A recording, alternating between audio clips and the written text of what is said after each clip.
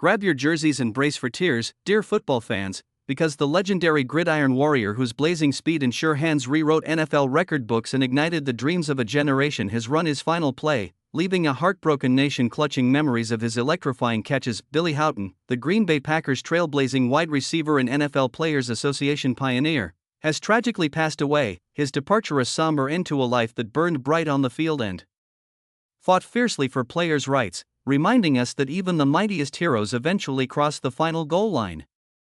Born William Harris Houghton on July 3, 1930, in Littlefield, Texas, Billy rose from the dusty fields of Plainview High School to become a star at Rice University, earning All-American honors in 1951 with 64 catches for 1,289 yards, his nimble Red Fox nickname reflecting his fiery hair and elusive routes, before the Green Bay Packers drafted him in 1952, where he shattered records as a rookie with 1,231 receiving yards, the first NFL rookie to hit 1,013 touchdowns, a mark untouched until 1998, leading the league in yards twice, earning 4 Pro Bowl nods and 2 All-Pro selections, and retiring in 1963 with 503 receptions and 8,459 yards, then the NFL's all-time leader. His 7 years with the Packers, 1 with the Cleveland Browns, and 4 with the Dallas Cowboys, cementing him as a Hall of Very Good inductee and Packers Hall of Famer, while his role as the NFLPA's first president from 1958 to 1962 laid the foundation for players' pensions, a legacy of advocacy as enduring as his on-field feats. Off the field, Billy was a devoted family man, marrying his high school sweetheart Sandra Burgwin and raising 3 children, Karen, Kimberly, and William, while cherishing granddaughter Katie, stepdaughter Gabriella, and nephews Stephen, Scott, and Mark. His life after football spent quietly in Houston and Madrid, where he found joy in family and reflecting on a career that inspired teammates like Emlyn Tunnell, who called him the toughest pass receiver to cover. In a quiet yet profound finale that unfolded like a fading highlight reel, Billy passed away peacefully on August 4, 2025, in Houston, Texas, at the age of 95, from natural causes, his long and lucky life drawing to a close surrounded by loved ones, as confirmed by an obituary from Bradshaw Carter Funeral Home, marking the end of an era for a man believed to be the NFL's oldest living player. The football world erupted in grief, with fans flooding social media with tributes, one sobbing Billy's catches were magic, RIP to a true legend, while another shared his 1956 record-breaking 257-yard game against the Rams. The Packers issued a statement calling him a franchise cornerstone whose records still stand. The NFLPA mourned their pioneering founder on X. Former teammate Gary Nefelk told the Green Bay Press-Gazette that Billy was our best player, traded too soon by Vince Lombardi. Raymond Berry hailed his extremely professional routes. ESPN's Adam Schefter broke the news with somber reverence, and outlets like The Score, ABC 7 Chicago, and Clutch Points ran heartfelt obituaries, while fans organized virtual watch parties of his iconic games, amplifying his legacy as a receiver who outshone even Don Hutson for a time. As we dim the stadium lights and hold his memory close, let's cherish the unbreakable spirit of Billy Houghton, the Texas dreamer who caught passes and fought for fairness, teaching us to chase greatness, stand up for what's right, and live with heart. Rest in glorious peace, dear Billy. Your records may fade, but your legacy soars in every touchdown and triumph, urging us to run fearlessly, love deeply, and honor the pioneers who paved the way, leaving us forever inspired, deeply moved, and profoundly grateful for the Red Fox who ran into history. Hold on to your hearts, rock and roll souls, because the soulful keys that wove heartbreak and passion into the iconic riffs of Derek and the Dominoes have fallen silent, leaving a world of music lovers weeping for the loss of Bobby Whitlock, the Memphis-born legend whose voice and piano helped birth the timeless Layla, now gone in a heart-rending twist that feels like a final, mournful chord echoing through a quiet stage.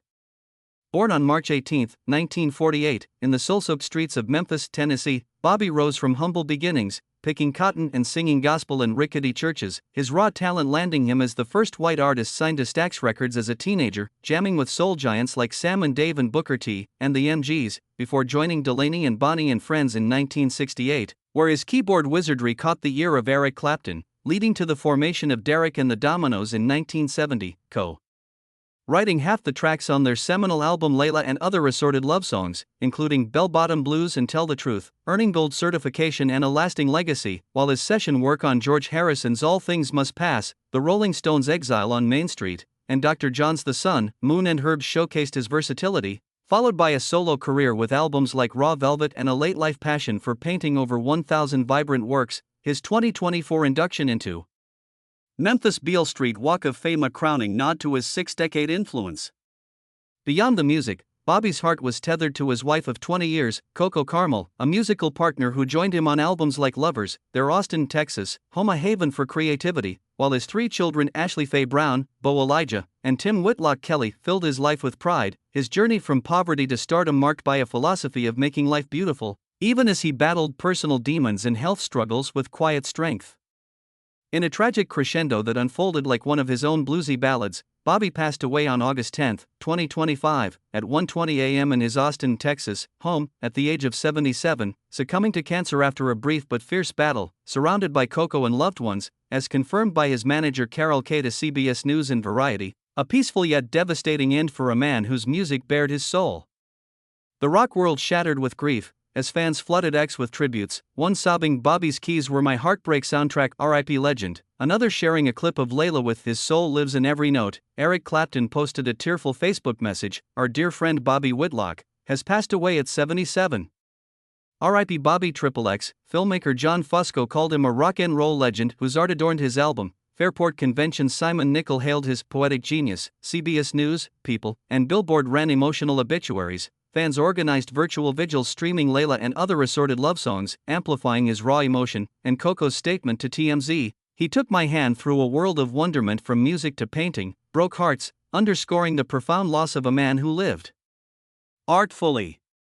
As we dim the stage lights and cradle his melodies, let's honor Bobby Whitlock, the Memphis dreamer who turned poverty into poetry and chords into catharsis, teaching us to embrace life's highs and lows with soulful courage. Rest in harmonious peace, dear Bobby. Your piano may be still, but your music dances in our hearts, urging us to live beautifully, love fiercely, and paint our own stories, leaving us forever touched, deeply emotional, and profoundly grateful for the soul who made rock and roll a little more human.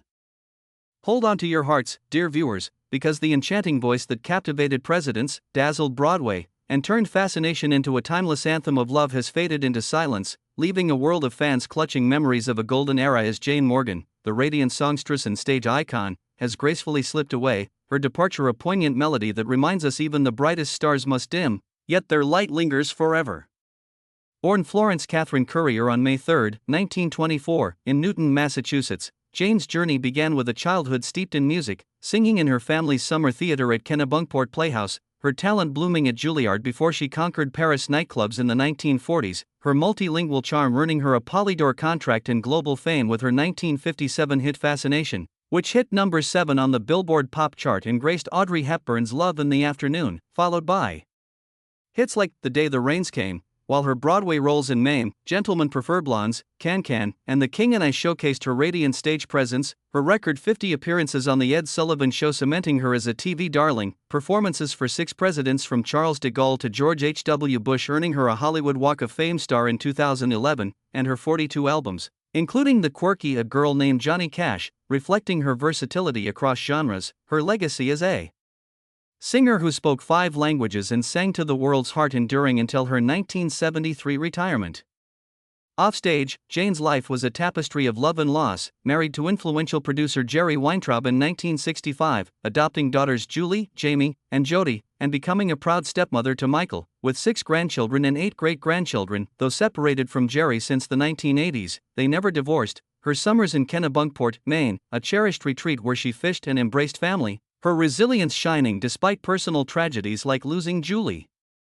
In a tender yet heartrending finale, Jane passed away peacefully in her sleep on August 4, 2025, at her home in Naples, Florida, at the age of 101, from natural causes while in hospice care. Her family's statement to Deadline, marking a serene close to a vibrant century, as confirmed by multiple outlets. The world erupted in bittersweet tributes, with fans flooding social media, one sobbing, "Jane's Fascination was my parents' song, R.I.P. to an elegant legend," another sharing her Walk of Fame performance. The Ed Sullivan Show's official account tweeted, "We're saddened by Jane Morgan's passing, her elegance and talent unforgettable." The Ogunquit Playhouse mourned their biggest philanthropist, Gordon Ramsay, a fellow Walk of Fame honoree, called her a class act. The Independent, Broadway World, and Variety ran glowing obituaries, and fans organized virtual sing-alongs of Fascination, amplifying her timeless voice, a chorus of love for a star who sang through decades. As we dim the stage lights and hold her melodies close, let's cherish the luminous spirit of Jane Morgan, the American girl from Paris who turned dreams into songs and lived with grace, teaching us to embrace life's beauty, love fiercely, and sing through the years. Rest in harmonious peace, dear Jane. Your voice may rest, but it echoes in every heart you touched, urging us to find fascination in every moment, leaving us forever enchanted, deeply moved, and profoundly grateful for the songstress who lit up our world. Hold your breath, dear viewers, because the fearless astronaut who stared into the abyss of space and brought his crew home against impossible odds has embarked on his final mission, leaving a world of dreamers gazing skyward in tearful awe. Jim Lovell, the Apollo 13 commander whose steely courage and quiet heroism turned a near catastrophe into a triumph of human spirit, has tragically passed away. His departure a cosmic reminder that even the boldest explorers must one day return to the stars. Born James Arthur Lovell Jr. on March 25, 1928, in Cleveland, Ohio, to a furnace salesman father and devoted mother, Jim's fascination with rocketry sparked in his Milwaukee youth, building homemade rockets before soaring through the U.S. Naval Academy and becoming a naval aviator and test pilot, logging over 7,000 flight hours. His stellar career with NASA beginning in 1962 as part of the next 9 astronauts, flying 4 iconic missions, Gemini 7, setting a 14-day endurance record in 1965. Gemini 12 with Buzz Aldrin in 1966, Apollo 8, the first human mission to orbit the moon in 1968, beaming the unforgettable Earthrise photo in Genesis reading to 1 billion viewers, and Apollo 13 in 1970, where his calm leadership after an oxygen tank explosion saved his crew, immortalized by Tom Hanks in the 1995 Oscar-nominated film, earning him the Presidential Medal of Freedom, Congressional Space Medal of Honor, and a legacy as the first man to journey to the moon twice without landing. His nearly 30 days in space a record until the 1970s.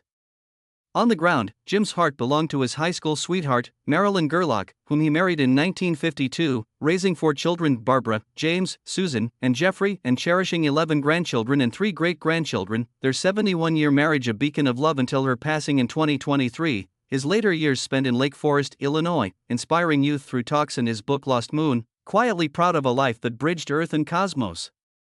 In a serene yet heartrending close to a storied journey, Jim passed away on August 7, 2025, at his home in Lake Forest, Illinois, at the age of 97, from natural causes related to old age. His peaceful departure confirmed by NASA and his family, who held him close as he slipped away, a fitting end for a man who always found his way home. The world erupted in grief, with fans flooding X with tributes, one sobbing Jim's courage on Apollo 13 was my childhood hero, RIP to a true legend, another sharing his Apollo 8 broadcast. NASA's Sean Duffy mourned his steadfast courage that inspired millions. Buzz Aldrin called him my best friend whose Gemini 12 mission paved the way for Apollo. Senator Mark Kelly hailed his moonshot vision. Tom Hanks posted on Instagram, "Godspeed you, Jim Lovell, to the cosmos." Mike Massimino grieved his hero whose life was well lived. Chicago Sun-Times, CBS News, and Smithsonian Magazine ran glowing obituaries, and fans organized virtual Apollo watch parties, amplifying his "Houston, we've had a problem resolve," a global chorus for a quiet giant. As we gaze at the moon he circled, let's honor Jim Lovell, the Cleveland dreamer who turned peril into promise, teaching us to navigate life's crises with calm, love fiercely, and reach for the stars. Rest in celestial peace, dear Jim. Your mission may be complete, but your legacy shines in every Earthrise, urging us to explore boldly, hold loved ones close, and never lose sight of home, leaving us forever inspired, deeply moved, and profoundly grateful for the astronaut who showed us the universe.